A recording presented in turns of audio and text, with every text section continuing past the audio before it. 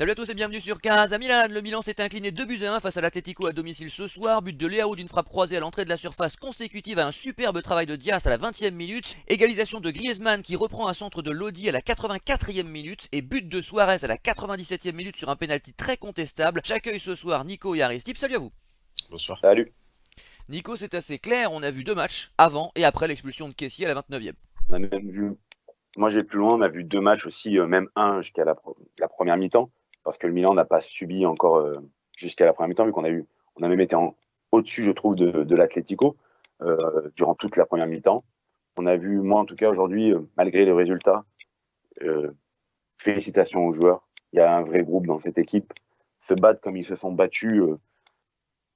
Après, c'est sûr que comme en jouant comme ça, une deuxième mi-temps, en faisant que défendre, en jouant face à une équipe de l'Atlético, quand on voit les remplaçants qui sont rentrés sur le terrain et les nôtres, ben, c'est pas le même niveau. On joue quand même contre le champion d'Europe en titre, hein, une équipe habituée à faire des quarts de finale de Champions League. Ce qui devait arriver en seconde période est arrivé. Donc, on peut pas trop en parler. Il n'y a pas grand-chose à dire sur ça. C'était une attaque défense. Malheureusement, ça devait tomber un moment à un autre. Moi, je suis même surpris qu'on ait tenu aussi longtemps. Mais cette première mi-temps, je pense que Pioli va pouvoir travailler dessus. C'était une première mi-temps de très haut niveau, avec franchement une équipe de l'Atlético complètement dépassée, à part l'occasion de Suarez dans les arrêts de jeu de la première mi-temps. Mais le Milan était largement au-dessus. Et sans oublier même s'il y avait quand même pas mal de titulaires, il manquait quand même des joueurs dans notre équipe. Donc félicitations aux joueurs de s'être battus comme des chiffonniers, d'avoir mouillé le maillot. Euh, pour le reste, on en reviendra après dans les individualités, mais aujourd'hui, je pense quand même que la qualification est pour moi beaucoup trop compromise en étant à 0 point en deux matchs. Tu dis qu'il manquait des joueurs, c'est vrai qu'il manquait par exemple Zlatan qui est payé 7 millions par an hein, et qui ne joue quasiment pas. Donc les craintes d'Aristide finalement l'année dernière, hein, je crois en décembre, l'émission C'est de ça. mi-saison, qui avait exprimé des craintes hein, sur Zlatan, sur lequel on axait trop notre jeu et qui finalement est souvent blessé, souvent absent. Tu disais également Nico on a défendu, mais il fut un temps où on savait défendre. Hein. Le problème c'est que c'était d'autres temps, d'autres Milan, etc. Mais c'est vrai que malheureusement l'équipe a de plus en plus de mal à faire ça.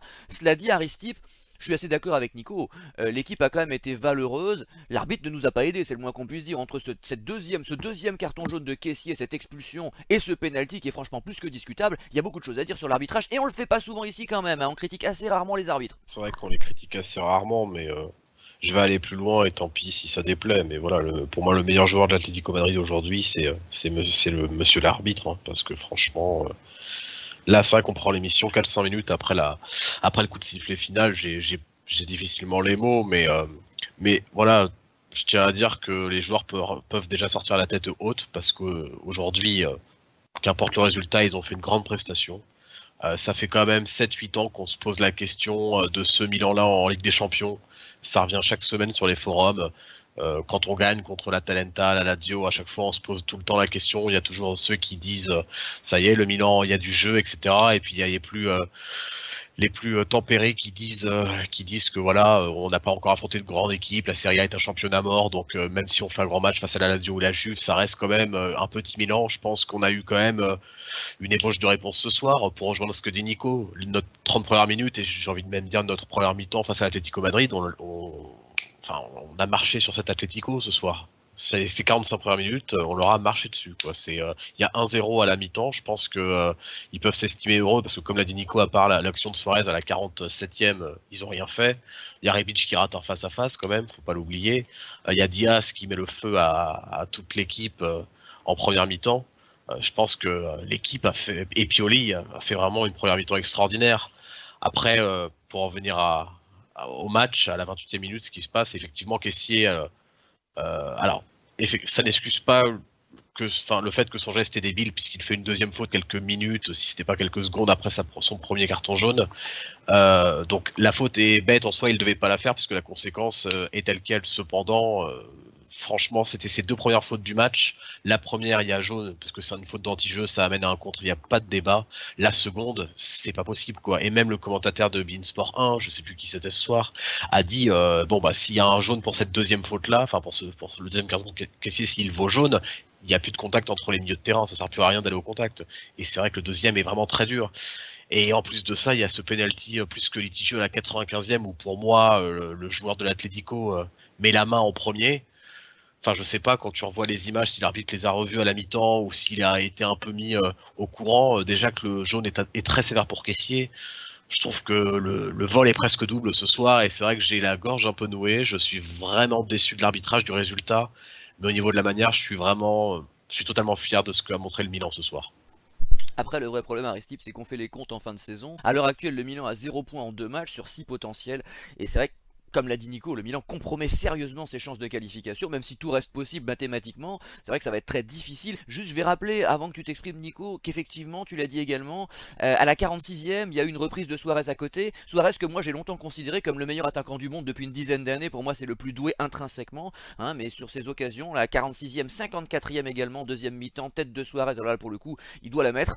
Il y a une frappe de Lemar repoussée par Maignan à la 77e, reprise de Joao Félix sortie par Maignan 91e et une frappe de Lodi repoussée par Maignan à la 93e. Donc ça s'est accéléré en deuxième mi-temps bien sûr.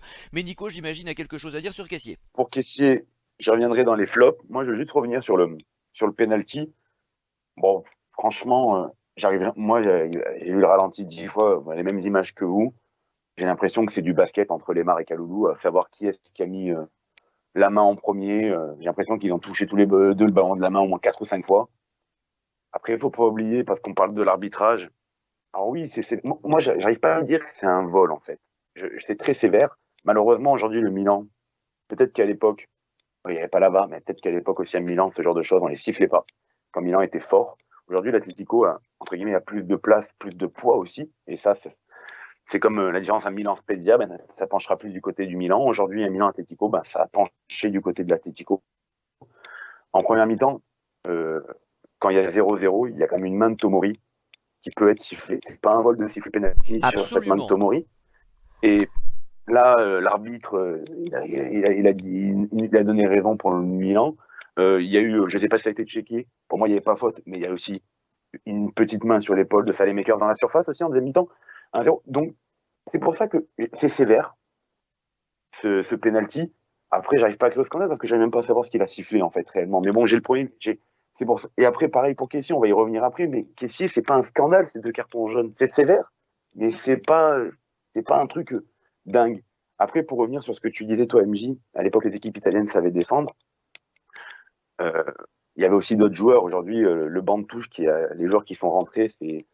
Alors, même si Pioli, et franchement, alors que des fois je critique, mais là, j'ai rien à lui dire, mais Ballo-Touré, le pauvre, bon, il n'a pas le niveau. Hein. Je pense qu'aujourd'hui, on l'a vu. Il est rentré, il n'a rien apporté. Giroud, je pense qu'il est rentré dans un but de garder le ballon devant. Il n'en a pas gardé un. Et certainement d'apporter aussi du poids sur les coups de pied arrêtés défensifs qu'il allait avoir. Il n'y en a pas eu, il n'y a pas eu de corner quasiment, il n'y a pas eu de coup franc.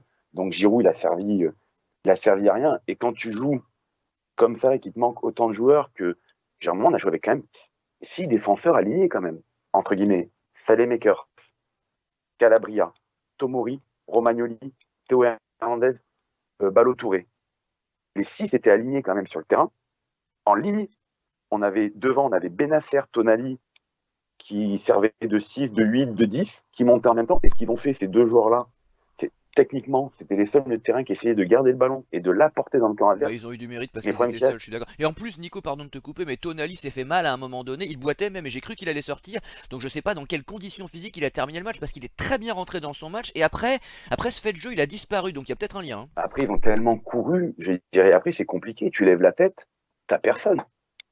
T'as personne pour passer le ballon. T'es obligé d'y aller tout seul. Et t'as Giroud devant Giroud, c'est bien pour garder les ballons devant, mais pour défendre, il sert à rien. Il servait à rien. Donc, et malheureusement, eux, ils ont fait rentrer Joao Félix, Griezmann, Renan Lodi, Rodrigo De Paul. C'est quand même un autre niveau. Et je veux dire, au bout d'un moment, c'est une attaque-défense qui dure 45 minutes. Moi, j'ai dit, moi, quand j'ai regardé, j'ai dit, on est que à la 55e, il en reste 35. Et le temps, il passe. Et tu y crois, parce qu'au final, ils n'ont pas réellement d'occasion très franche. Ils ont des situations. Mais Mike Maignan, jusqu'à la 80e, il fait quasiment aucun arrêt où il y a un tir de loin qui est repoussé. Puis après, il y a Griezmann. C'est le talent, la passe de Renan Lodi dans la course derrière, le service de Joao Félix qui sert pour Griezmann, la reprise de volée, elle est parfaite derrière, petit filet. Bon, Romagnoli le regarde un peu jouer quand même. Hein. Oui, mais malheureusement, quand tu subis autant, tu sais que tu vas concéder des occasions. C'est obligé que tu vas en concéder. il y a un moment, tu vas faire une erreur, et au bout d'un moment, quand tu ne fais que courir derrière le ballon, bah, tu te fatigues aussi. Tu te fatigues beaucoup plus. Et moi, aujourd'hui, c'est pour ça que j'arrive pas à leur en vouloir. Malheureusement, on n'a pas joué contre, j'allais dire, le Sheriff Tiraspol, qui a battu le Real Madrid, en plus, au Bernabéu. Mais, je veux dire, on a joué une très grosse équipe sur le papier, et tu acceptes de faire ça. Mais si on fait ça contre Liverpool, tu peux prendre une volée, hein. Et c'est pour ça que l'équipe a fait preuve de caractère, de vice, de malice dans certains moments pour gagner du temps. Et malheureusement, bah, ce qui devait arriver est arrivé. Je vais laisser Aristide clore ce tour de table et on passera aux récompenses individuelles. Aristide. Non, j'avais pas de Ah, c'est mots fini? à ajouter là-dessus. Eh Ouais, bien, ouais. tu peux nous donner ton homme du match, alors on enchaîne. Mon homme du match, il y a vraiment un joueur qui m'a impressionné aujourd'hui. Vraiment que j'ai trouvé au-dessus du lot, que j'ai trouvé niveau Ligue des Champions, qui m'a fait rêver pendant 56 minutes, jusqu'à son remplacement, par Touré d'ailleurs. C'est Brahim Diaz. Je l'ai vraiment trouvé, alors je sais pas pour vous, mais moi je l'ai trouvé, mais j'ai l'impression qu'il volait sur Ah le bah terrain. si, ça a sauté aux yeux là, tu peux pas. C'était quand... Je crois que Non mais tout le monde a c'est... été épaté. Oh oui, je sais, mais comme c'était un joueur qui faisait encore débat il y a quelques semaines, c'est vrai que là je pense il commence à mettre tout le monde d'accord, mais je l'ai trouvé... je pense que c'est peut-être une des plus belles performances que j'ai vues de sa part depuis qu'il est arrivé au Milan. Je l'ai trouvé incroyable aujourd'hui. Je pense qu'il a fait mal vraiment quand j'ai dit qu'on avait fait mal à toute la défense et au milieu de l'Atlético Madrid en première mi-temps, c'était surtout lui et aussi un peu Benacer. Mais voilà, il fait même des récupérations défensives à la 11e et la 13e minute. Il arrive à contrer, il fait une passe clé à la 18e pour Rebic, je crois, qui perd son duel. Il arrive quand même à faire la passe décisive 2 minutes plus tard pour le but de Leao. Il fait encore une belle percée à la 50e, à la 55e, alors qu'on est déjà en attaque défense, il n'y a que lui qui ressort proprement le ballon. Non, j'ai vraiment trouvé extraordinaire. Le mot est pas trop fort ce soir. L'option est à 22 millions, c'est ça? C'est ça, 22 millions et contre rachat du Real Madrid, 28 ou 29 millions. Ah oui, ça c'est autre chose. Mais enfin, ce qui est sûr, c'est que s'il continue sur cette lancée, les 22 millions, faudra pas hésiter. Ah ouais. Nico. Bah, moi, je rejoins Aristide. Le match de Diaz, si lui il a encore un doute sur ce que c'est peut-être, je lui confirme, c'est sa meilleure prestation. Euh, les grands joueurs, tu les vois dans les grands matchs et depuis le début de la saison, dès qu'il y a une grosse partie, il est présent. Alors après, il faut y être tout le temps en continu, mais déjà, ça prouve qu'il a du talent et il confirme en tout cas son talent. Il a fait un mal terrible en première mi-temps où ça a été vraiment le joueur numéro un de notre équipe, en tout cas au niveau offensif. Et pareil, en deuxième mi-temps, quand on a commencé à faire cette attaque défense, avoir Diaz jouer quasiment milieu défensif, ben, c'est sûr qu'il est moins dangereux dans la autre partie de terrain que dans la partie de terrain adverse. Et pourtant, comme l'a dit Aristide, il a fait 2-3 fois des retours défensifs où il a réussi à nous refaire remonter le ballon, avoir des fautes. Et j'ai l'impression qu'il est sorti à la fin parce qu'il était complètement carbo. Parce que, mine de rien, faire un match comme a fait l'équipe, parce qu'après un mi-temps était de très haute intensité du Milan. Et après, évidemment, c'est les jambes. Et quand tu es un de moins et que tu fais que subir, ben, les joueurs se fatiguent. Et c'est vrai que la rentrée de Ballo-Touré pour la sortie de Diaz, ça a été comme jouer à neuf quasiment. Et on regrette pas Çalhanoğlu, Aristide. Bah en fait c'est marrant que tu me lances là-dessus parce que ça allait être mon argument. Parce que voilà, moi j'ai vu Çalhanoğlu à 18h45 parce qu'il a joué avec l'Inter contre le Shakhtar Donetsk. Donc il n'était pas titulaire évidemment, il est rentré en deuxième mi-temps, début de deuxième mi-temps, mais il a été très mauvais aujourd'hui. Et c'est vrai que quand tu vois le match de Diaz, encore une fois, tu regrettes pas du tout notre ancien numéro 10, hein, loin de là. On passe à la bonne surprise. Bah, Aristide, tu peux garder la parole du coup. Bonne surprise, moi je m'attendais pas à un match de Benacer comme celui qu'il nous a livré ce soir. J'ai été agréablement surpris par son apport physique. Alors que ça fait quand même quasiment un an qu'il enchaîne entre méformes, blessures, Covid, etc. Ce soir, j'ai trouvé, je sais pas pour vous, j'ai trouvé très en jambes, même très bien physiquement, parce que parfois techniquement il est quand même juste, mais il a pas trop de gaz. C'est ce que je lui reprochais ces derniers mois, enfin lui reprochais. C'est ce que je constatais ces derniers mois. Et là, je l'ai trouvé mais super en forme, des bonnes accélérations comme il aime bien les faire, beaucoup de récupération alors qu'il récupérait jusqu'ici, enfin jusqu'à ce début de saison, assez peu de ballons, je trouvais. 7e, 46e. Une bonne transversale, il oriente le jeu à la 10e et 20e minute. Une percée à la 76e qui débouche sur une action de Théo Hernandez et puis ensuite Giroud qui manque le ballon. Donc non, Benacer, honnêtement, je ne l'attendais pas à ce niveau-là physiquement ce soir et c'est une bonne surprise. Et Tonali Benacer, ça peut fonctionner. Voilà, ça peut être une bonne paire pour l'avenir. Oui. Bah oui, d'autant que quand tu vois le début de saison de Kessié, j'ai été déjà surpris que Tonali soit pas, pour ma part, titulaire ce soir. Non mais je crois qu'il était au repos parce que fatigué d'après ce que j'ai compris, il a enchaîné les matchs et Ah les bah, commentateurs ont dit que Pioli, à juste titre sans doute, voulait le préserver. Bon donc c'est un petit peu normal que ça tourne aussi, mais on a du vu coup, c'est un peu également qu'il raté, est... quoi. Bah ouais, c'est ça. La fin de match a été un peu difficile, c'est peut-être lié à ça aussi, comme au choc que je citais tout à l'heure, parce qu'encore une fois je l'ai vu boiter et je me suis dit merde il va sortir alors qu'il est rentré il y a peu de temps. Nico, quelle est ta bonne surprise? Ben, moi, j'avais la même que qu'Aristide, mais je vais changer pour pas redire la même chose. Léao, qui a fait Ouais. qui a fait une première mi-temps dingue. J'avais l'impression que se retourner, alors le Oh là là. ralenti, Ouais. parce que l'arbitre, ils n'ont pas regardé après derrière parce qu'il n'y a pas eu but, donc l'arbitre de touche jusqu'à hors-jeu, on rend le hors-jeu. Mais c'est pas sûr qu'il y avait hors-jeu si Non, jamais il il y y avait avait eu. peut-être pas Enfin, hors-jeu. s'il y avait eu but, on aurait bien regardé savoir s'il y avait hors-jeu.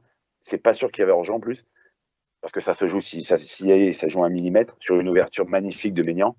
Euh, mais se retourner est incroyable, mais ça a été à l'image de son match. Déjà, il a eu une occasion, il l'a mise au fond, mine de rien avec ce but. Et mais cette activité sur le couloir, il a fait un mal terrible à Trippier. Même Il était défensivement, hein. bien sûr, mais non, mais il a mis une intensité et c'est la première fois que je l'ai pas vu nonchalant. Et réellement, il a été concentré. Après en deuxième mi-temps, il a disparu parce qu'un match comme ça pour lui, c'est plus que compliqué après une deuxième mi-temps parce que défendre, normalement, il attendait les ballons, il est le même boulot que Giroud en fait, hein, mais les ballons n'arrivaient jamais. C'était le point en haut. Je pense même que ça aurait peut-être été mieux de le garder que faire rentrer Giroud. Mais il faut le féliciter. Moi, je m'attendais pas à une prestation comme ça de sa part. En tout cas, il m'a bien fait taire aujourd'hui. J'en ai une deuxième de bonne surprise parce que on l'a cassé depuis le début de la saison. C'est l'entrée de Florenzi. Le mec, j'ai trouvé pour une fois utile.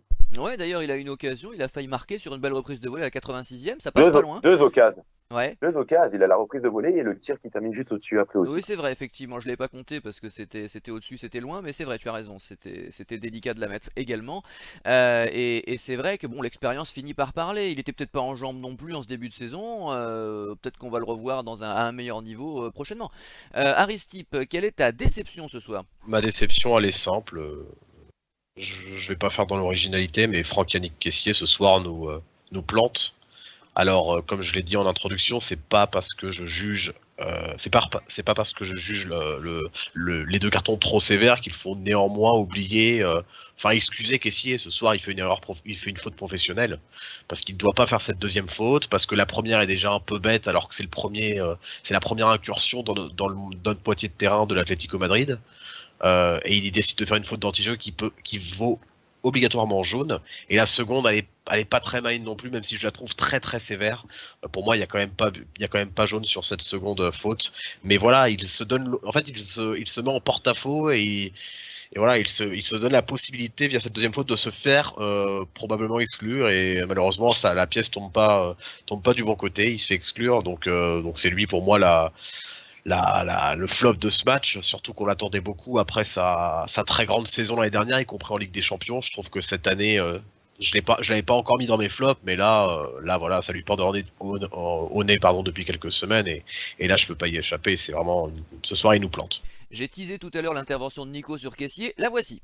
Ben là, c'est même plus une déception. Là, franchement, je t'avoue que je l'avais pas vu venir. C'est-à-dire que avoir monté un gars qui était si bas pour moi, l'avoir monté si haut l'année dernière, mais il est en train de repartir, mais 6 pieds sous terre pour moi, ce type. Et quand même, je reviens à ce que dit Aristipe, c'est sévère. Déjà, le premier carton jaune est complètement débile aussitôt dans le match, parce qu'il annule une action qui est pas si dangereuse que ça aussi. Le deuxième, il y a quand même quasiment toute l'équipe à part Rebic qui est quand même derrière lui. Elle est au milieu du terrain, il est en retard, il arrive derrière alors que quelques minutes avant, il a pris un jaune. Et moi, tu me feras pas dire que sa situation contractuelle, ce joueur actuellement, n'est pas, n'est pas dans sa tête comme il faut, et dans ce cas-là, il ne peut pas être bon sur le terrain. Malheureusement, c'est un gars qui a la tête ailleurs, il a la tête à son contrat, peut-être même à un autre club, j'en sais rien du tout, est-ce qu'au final il a sa tête, mais en tout cas, il n'a pas actuellement à jouer au Milan. On parle d'un gars qui réclame un salaire digne de Yaya Touré de la grande époque. Il a joué 2 matchs de Ligue des Champions dans sa vie. Il est passé complètement à côté à Anfield. Il est passé à côté de son début de saison de manière tout court. Alors oui, il a joué les JO et tout. Vraiment, c'est pas le seul qui a joué les JO, c'est pas le seul qui a joué l'Euro. Il est à côté de ses pompes depuis le début de la saison. C'est un mec qui, en général, ne fait pas ce genre de faute bête. Enfin, il a pas joué Parce que l'Euro, lui, hein. non, mais j'ai d'autres joueurs ont fait l'Euro dans l'équipe du Milan et ils sont présents. C'est ça, d'accord. Mais je veux dire, l'année dernière, il ne nous a pas habitués, mais même quand il n'était pas bon avant, il ne nous a jamais habitués à ce genre de faute bête, en fait. C'est un garçon qui est assez intelligent, assez posé sur le terrain, on va dire, qui a la tête froide, de pas commettre ce genre de faute aussi grossière. En général, quand il est fait, c'est en fin de match pour gagner du temps. Là, on est à côté d'un joueur qui est à côté de ses pompes. C'est pour ça qu'il a fait 2 erreurs. Et franchement, digne d'un minot, réellement d'un joueur. C'était Maldini qui aurait dit non, là, il est jeune, c'est ses premiers matchs, il est tout fou. Il est tout fou. Je veux dire, et aujourd'hui, on parle d'un gars qui, au final, prend la place à la base de Tonali, donc sur le terrain, qu'on ne sait pas où est-ce qu'il sera dans quelques temps, qui aujourd'hui nous plombe le match, qui plombe peut-être la qualif du Milan d'une certaine manière, d'une possible qualif qu'on n'y croyait pas, mais là, franchement, ça a vraiment pris un coup dans l'aile, qui plombe peut-être le match de dimanche contre l'Atalanta, parce que ce match-là, il va se sentir dans les jambes dimanche. Je veux dire, au bout d'un moment, et quoi qu'il arrive, même il n'y a personne sur le banc de touche. Il n'y a pas Bakayoko qui est censé être là pour le remplacer s'il était blessé. Il est au courant quand même que le banc de touche, il suffit de le regarder, les têtes qu'il y a, c'est qu'actuellement, il y a une hécatombe dans l'effectif du Milan. Et aujourd'hui, c'est une erreur qui, moi je le pense, parce que Erko disait oui, il a la tête, la dernière fois écouté votre réunion contre Aspedia, je pense qu'il a la tête encore au Milan, entre guillemets, qu'il a la tête au foot, c'est juste que c'est physiquement qu'il n'y est pas. Mais il faut savoir que la colère, elle est en train de gentiment gronder sur Kessié, que Kessié, qui l'année dernière était considéré comme le président par les supporters et tout le monde était ravi, moi le premier de ses performances, mais l'histoire de sa prolongation de contrat et ce qui est en train de se passer, les supporters sont en train de monter gentiment, il y a la branche de la courbe Vassoud qu'il a dans le collimateur. Donc pour l'instant, c'est pas, on va dire, le stade de manière générale, mais plus le temps va passer, plus la situation va commencer à devenir pénible.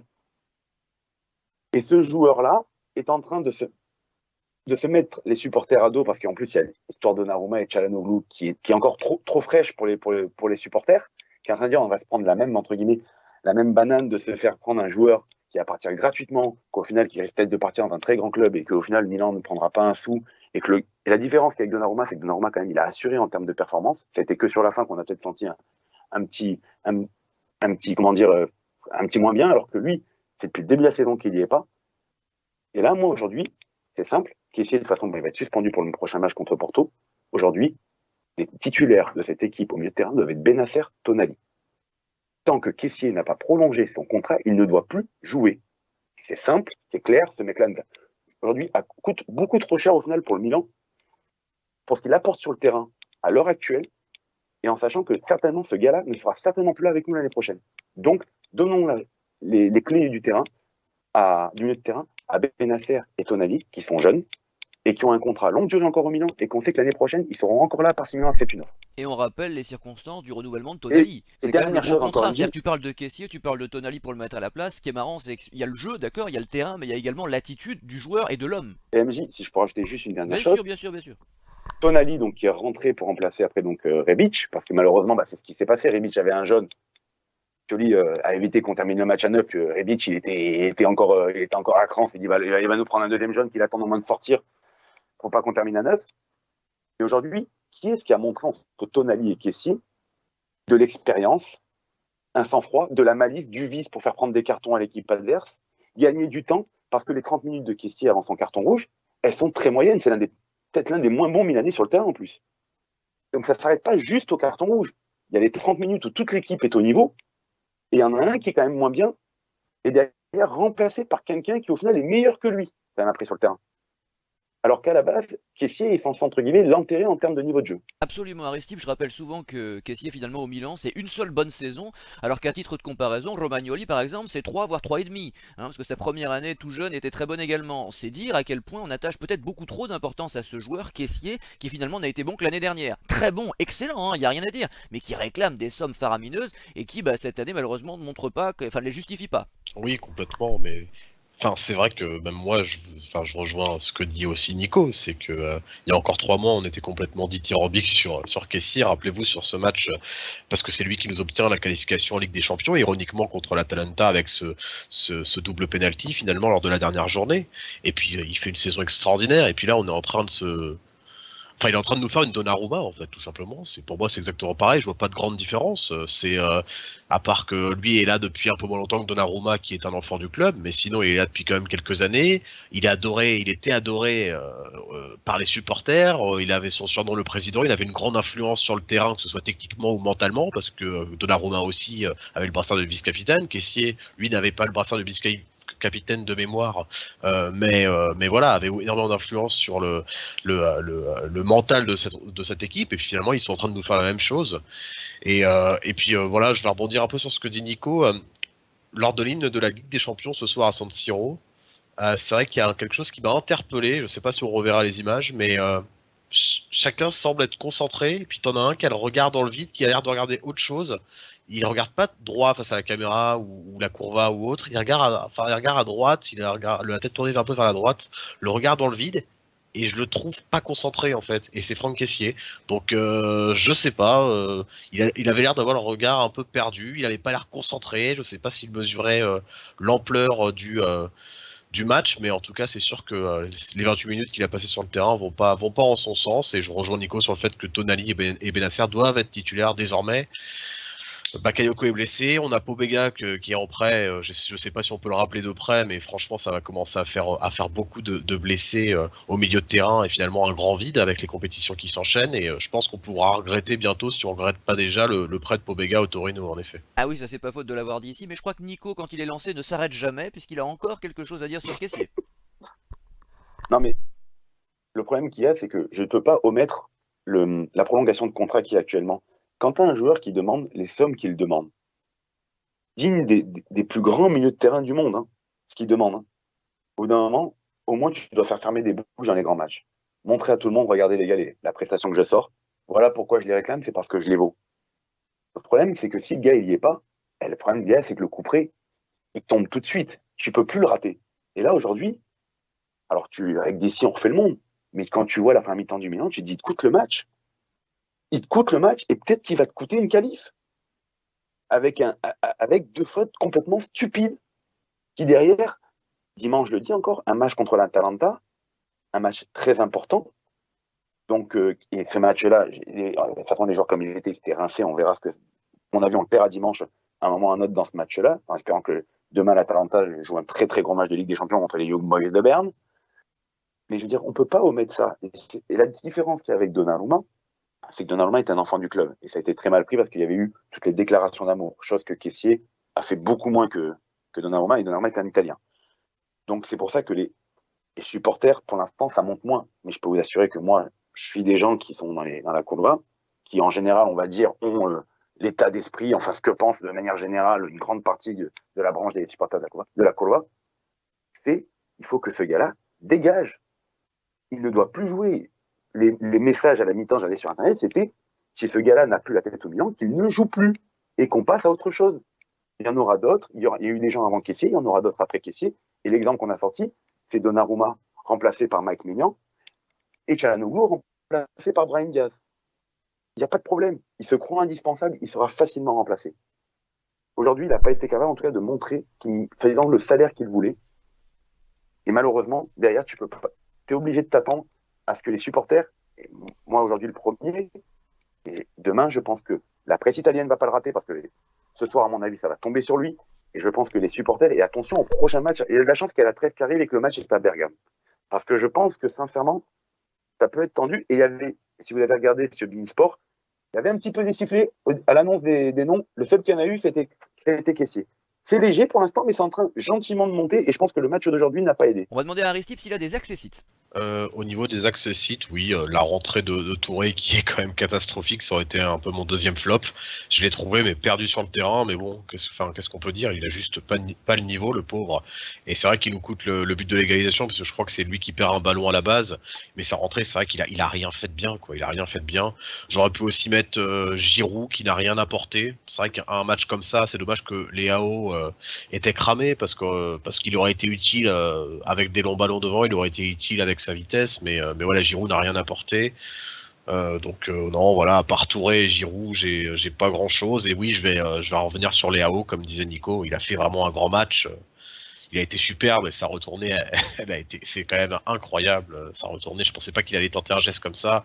Il l'a réussi, alors, pas à 100% puisqu'il y a il y a la barre transversale, mais il nous a fait quand même un match assez incroyable. Je l'attendais pas à ce niveau-là non plus face à un adversaire de ce calibre.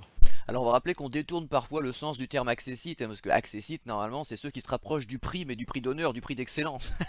Le truc c'est que nous dans les accessites on croise... Ah oui, c'est vrai. Non mais c'est vrai, mais C'est vrai. nous les accessites parfois il se trouve qu'on ajoute des joueurs qui se rapprochent du prix du moins bon, du minable. Bon donc c'est vrai Oui, que là c'est ce vrai. soir c'est un petit peu c'est un petit peu le cas chez Aristip, à part donc Léao. Nico, de qui souhaites-tu nous parler? Bah, moi, je vais dire Saleh Makers parce que je l'ai beaucoup pareil critiqué ces derniers temps. Et les 2 derniers matchs, il a fait des prestations où il s'est fait remarquer offensivement, donc au poste où il doit être, et enfin là où il est censé briller. Et là, aujourd'hui, sa prestation où il s'est mis minable dans le bon sens du terme, où il est sorti complètement rincé. On a même senti que lorsqu'il fait cette faute sur Joao Félix pour complètement couper, euh, il sait que très bien il va prendre un jeune, il s'en fout, mais c'est pour couper le truc parce qu'il sait qu'il va sortir après et qu'il est complètement rincé, que de toute façon, si Félix y passe, lui derrière, il a plus les cannes pour aller le chercher. Mais ça a été une prestation défensivement de très haute facture où il n'a pas fait d'erreur, il s'est pas fait prendre un revers et qu'il a aidé Calabria tout simplement à tenir son couloir. Bravo, voilà, à lui en tout cas de s'être mis complètement et minable. Et pareil pour Théo qui a fait une très grosse prestation ce soir et que le seul moment en deuxième mi-temps, je me suis dit peut-être on peut avoir une occasion, c'était sur un déboulé de Théo aussi quand il essayait de s'engouffrer. Mais en tout cas, une activité incessante aussi pour Théo qui a pas été à faire des allers et retours. Écoutons le mot de la fin d'Aristip. Au niveau du mot de la fin, on affronte du coup la Talenta ce week-end et je vous avoue que j'ai vraiment peur pour rejoindre ce qu'a dit Nico de la double peine, c'est-à-dire qu'on est vraiment épuisé tous nos joueurs avec des blessures, etc. sur ce match pour finalement 0 points. Et la double peine qui arrive avec voilà, des joueurs en méforme, déprimés aussi mentalement, parce que je pense que quand tu cours 80, enfin 99 ou 100 minutes comme celle-ci, comme ce soir, et que tu te retrouves avec 0 points, avec un arbitrage tel quel, comme on l'a décrit, je pense que mentalement, ça doit être dur à avaler. Donc je vous avoue que j'ai un peu peur de la double peine pour samedi et dimanche prochain contre la Talenta, surtout qu'on se déplace là-bas, c'est jamais une partie de plaisir, hein, parce qu'il y a 2 ans c'est quand même pris 5-0. Et en plus de cela, bon voilà, j'espère que la Talenta qui joue demain, je crois, va bien courir parce que je pense qu'on en aura besoin. Nico. Bah, moi, c'était le plaisir de revoir en fait la Champions League à San Siro. Je pensais pas que j'étais déjà très content pour le match à Anfield, revoir Milan avec l'ambiance d'Anfield. Mais je pensais pas que ça me ferait ce truc-là de les revoir à San Siro, revoir de nouveau l'hymne de la Champions League, le tifo de la Curva, même s'il y avait que 50% du stade, qui bientôt va passer à 75% en Italie. Donc ça, c'est une bonne nouvelle pour l'augmentation de la capacité des stades. Et de voir les joueurs pas avoir finalement raté cette première à San Siro, en tout cas dans l'état d'esprit. Et j'avais très peur, je sais pas si je sais pas si je l'avais dit à une émission ou si c'est à toi directement, j'avais très peur quand j'avais vu la poule qu'on soit ridicule et voir déjà on sort avec les honneurs à chaque fois de nos 2 matchs contre Liverpool qui est pour moi l'une des top 5 européens et l'Atlético qui est quand même le champion d'Espagne en titre et qui en Espagne quand même est quand même candidat à garder son titre et a un objectif de Champions League, en tout cas d'aller figurer, de très bien y figurer. Voir la prestation qu'on a faite à 10 contre 11 pendant un quart d'heure, en tout cas en première mi-temps, et 11 contre 11 comme on a dit, et s'être battu comme on s'est battu en mi-temps, en tout cas bravo aux joueurs qui ont fait honneur à l'histoire, en tout cas de notre club. Bon, pour ma part, j'étais tenté de parler du fameux Decreto Crescita, mais je garde ça pour une spéciale ultérieure. Je voulais rendre un petit hommage perso à Daniel Bravo qui commentait ce soir, parce que j'ai eu le plaisir de le rencontrer à plusieurs reprises au camp des loges au milieu des années 90. D'ailleurs, c'était un type très sympathique, mais surtout un très très bon joueur de foot qui avait démarré à Nice, d'ailleurs du côté de chez Nico. On le surnommait le Petit Prince à l'époque, et il a fait Le Petit Prince. Le Petit Prince, exactement. Et il a fait ses classes à Paris, où il fut d'ailleurs, à l'époque, au milieu des années 90, l'un des meilleurs milieux de terrain d'Europe avant de s'exiler à Parme en fin de carrière. J'adorais le joueur, c'était mon joueur du PSG préféré avec Ginola, et ça m'a fait plaisir de l'entendre. Voilà. Nous nous donnons donc rendez-vous dimanche soir pour Atalanta à Milan. Bonne semaine à tous. Salut! Ciao. Ciao.